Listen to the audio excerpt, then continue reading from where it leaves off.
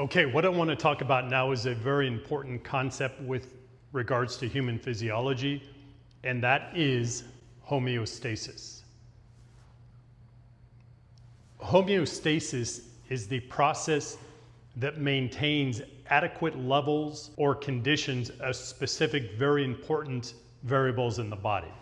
And these are things not limited to, but things like heart rate, blood pressure, ion concentrations, pH. pH is a measurement of the hydrogen ion concentration.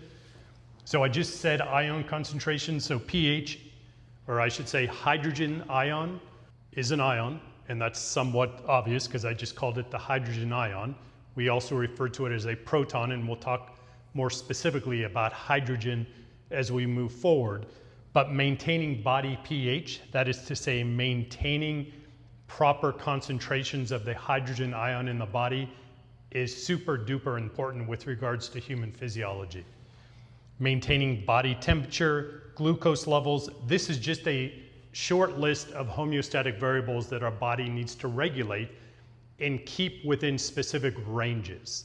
For example, body pH, it's often described that body pH is 7.38 to 7.42.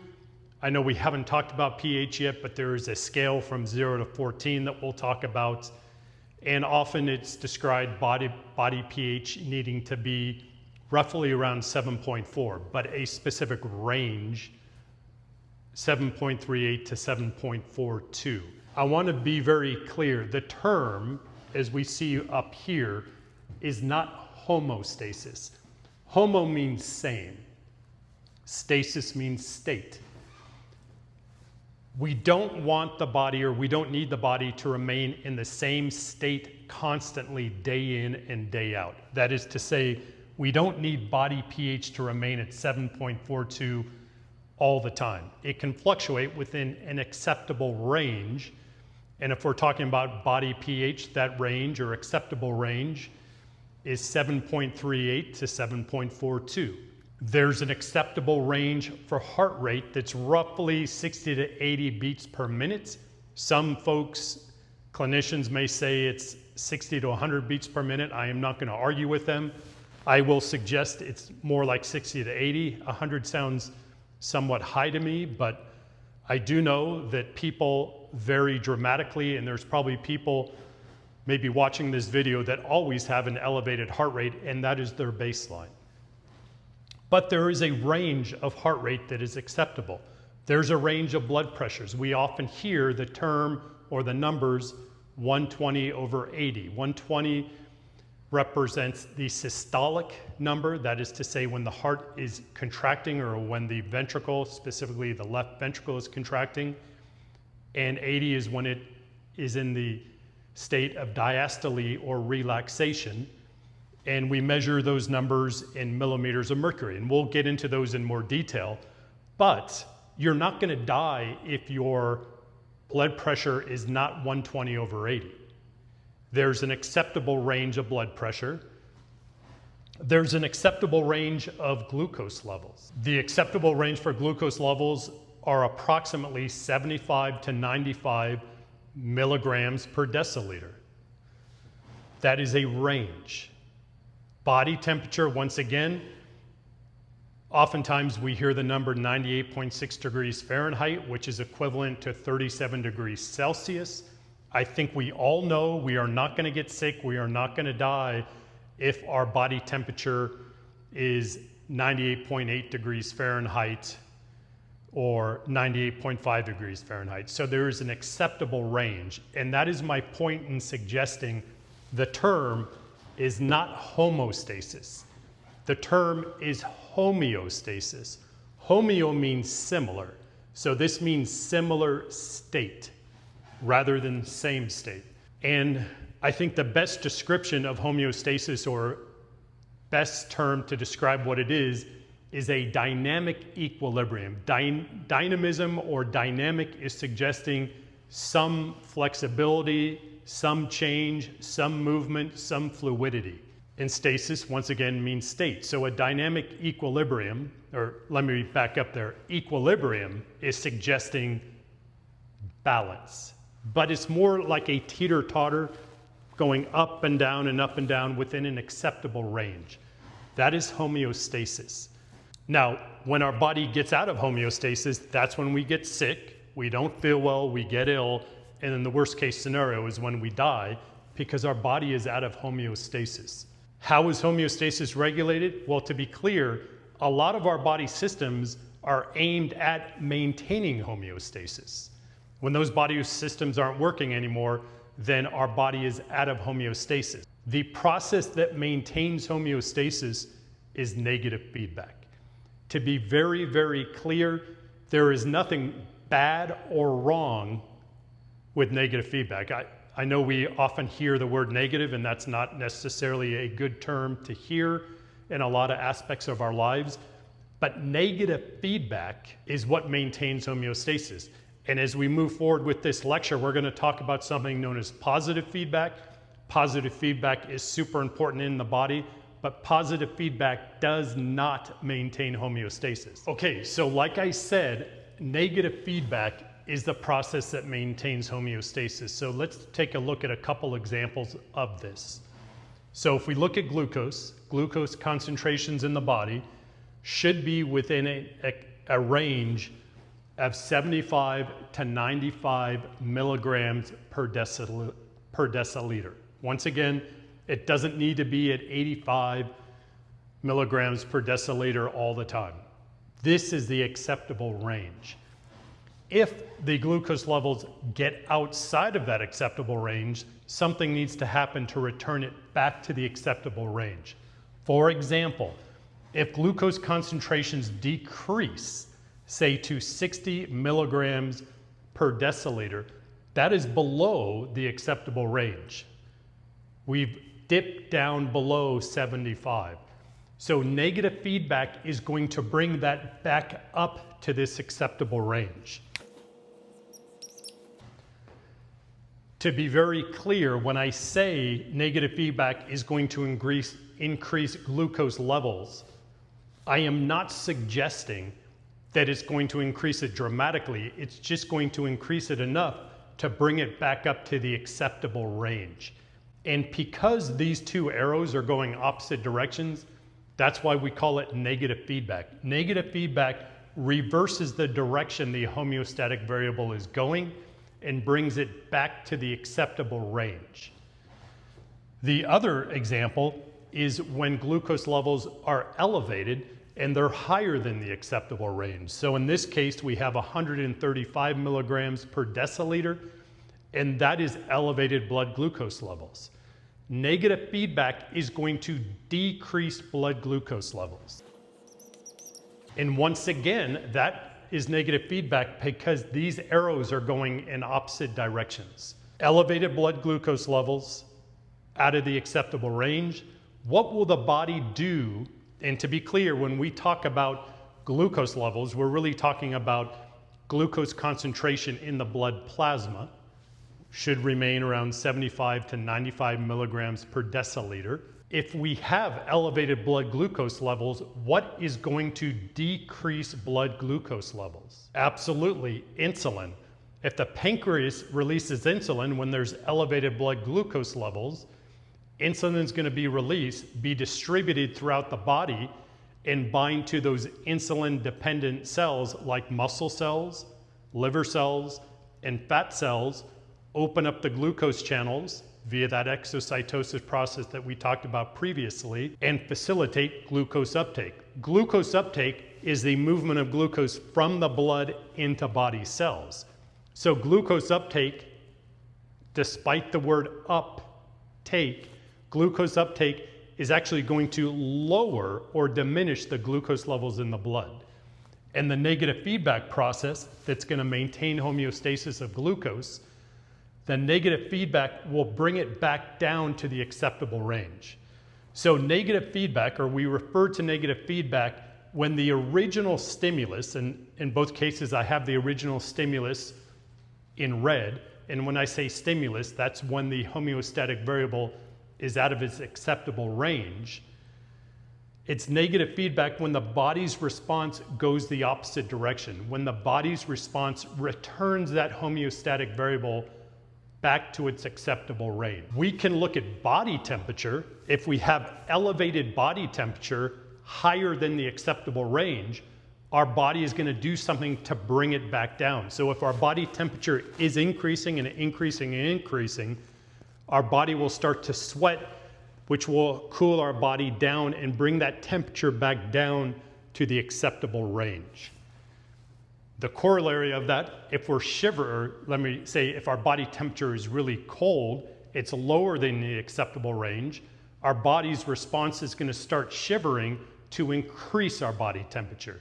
So the original stimulus was a diminished or decreased body temperature, and to be clear, it's lower than the acceptable range of body temperature, and then shivering is going to bring that back up to the acceptable range.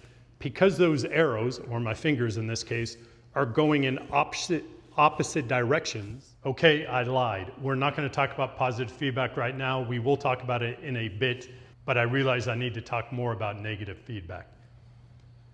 And specifically about the control system that regulates negative feedback. And negative feedback happens at two levels.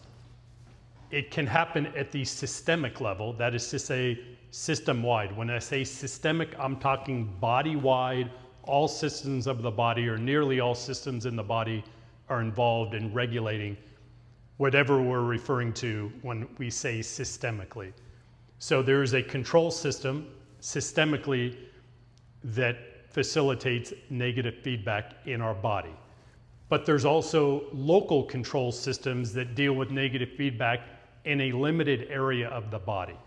But both systems, whether it's a local or systemic one is also called a long distance control system for negative feedback. Both of them incorporate these three main features: an input signal, an integrating center, and an output signal.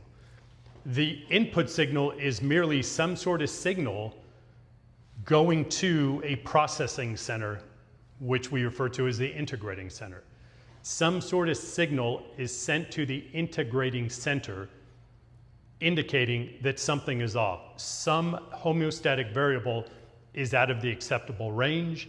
The integrating center is going to process that and send an output signal to some area in the body to elicit some sort of response. So if we're talking about body temperature, there is going to be a signal that goes up to the brain or the endocrine system. So the integrating center is generally, when we're talking systemically, either the nervous system, i.e. the brain, or the endocrine system, probably the hypothalamus or the pituitary gland, which is also in the brain.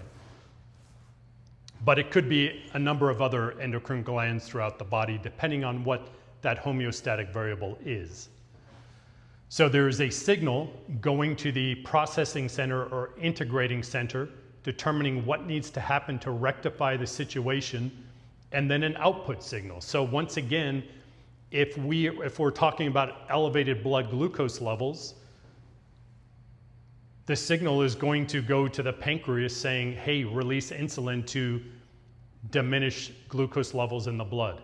If we're talking about body temperature, system-wide, systemically, there's going to be a signal that goes all the way up to the brain, up to a region known as the hypothalamus, where our body's thermostat resides. And if we have elevated body temperature, the hypothalamus is going to process that information and determine the body needs to be cooled down. And then it's going to send an output signal to facilitate the process of sweating, which is going to cool the body down. So it's important to understand that there's information going two directions. One going to the processing center, otherwise known as the integrating center, and one leaving it. Okay, so let's take a look at the local control system of negative feedback. And the example I'm going to give is hypoxia. Hypoxia is diminished oxygen concentration at the tissues. So once again, I'm showing the big toe. Everyone loves big toes, and the big toe is neglected a lot, so I like to talk about the big toe. But the big toe has tissue. this tissue of the big toe requires oxygen. It'd be totally lame for me to say as much as other places in the body, but if it doesn't have adequate oxygen, you could have problems with your big toe. So let's love the big toe and get oxygen to the big toe. If there is hypoxia in the big toe or anywhere in the body, and when I say diminished levels of oxygen or hypoxia, that means oxygen concentration that's lower than the acceptable range. So we need to increase the oxygen concentration, in this case at the big toe. So we have blood vessels that deliver oxygen to the tissues. Once again, we have red blood cells that contain a molecule known as hemoglobin. Oxygen binds to hemoglobin and gets delivered to the tissues. Certainly some of the oxygen does travel directly in the blood plasma. Some of it gets converted to bicarbonate, but without getting into those details. And fortunately, the body has local control systems that can deal with this without incorporating the nervous system or the endocrine system. It deals with it on its own independently. And what happens is lining blood vessels are simple squamous epithelial cells referred to as endothelial cells that release a signaling molecule. It is a gas known as nitric oxide. NO stands for nitric oxide. Okay, so nitric oxide is going to act upon the smooth muscle making up the wall of this blood vessel.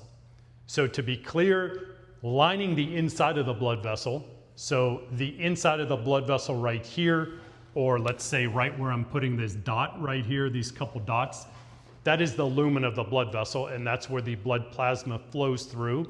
And within the blood plasma is floating red blood cells with the oxygen. So lining the blood vessel, facing the lumen, are these endothelial cells. And I'm not super interested in you understanding the orientation of or the anatomy of the blood vessel, but please understand that endothelial cells make up the blood vessel.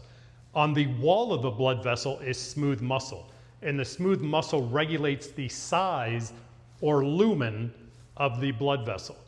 Nitric oxide is going to cause vasodilation of the blood vessel. And what that means is the lumen of the blood vessel gets larger. And if the lumen gets larger due to vasodilation, that is going to increase blood flow. And we'll talk about the relationship between volume and pressure as we move forward. But by increasing the volume of this blood vessel, we're going to decrease the pressure within the blood vessel, increase blood flow, and by increasing blood flow, we're going to increase oxygen content at the tissues. So to be clear, this is negative feedback because we started with diminished oxygen levels, which is known as hypoxia, and the body's response, this negative feedback process, returned oxygen back to the acceptable levels. Okay, let's take a look at the systemic negative feedback loop or the long distance negative feedback loop. And once again, that's going to include an input signal, the control center, and the output signal, but we can provide a little bit more detail to this. That is to say, there's going to be a stimulus, a sensor, the integrating center, an output signal, target organ, and the body's response. So once again, if we just use body temperature, if we have diminished body temperature, that is going to be the stimulus. So there's going to be sensors throughout the body that are going to detect diminished body temperature. And I would say the stimulus and sensor are both part of the input signal. I guess technically the input signal is some sort of impulse going directly to the nervous system or the endocrine system. And I guess it would be more appropriate to say that, but there has to be a sensor that is detecting that the homeostatic variable, in this case body temperature, is out of the acceptable range. So the sensor is going to detect that. It's going to send that input signal to the integrating center. And I guess I could have had one step between the sensor and the integrating center. So let's say stimulus, sensor, input signal going to the integrating center. And then the integrating center, in the case for body temperature is going to be the hypothalamus. It's going to process that information and determine, because there is diminished body temperature, that the temperature needs to increase.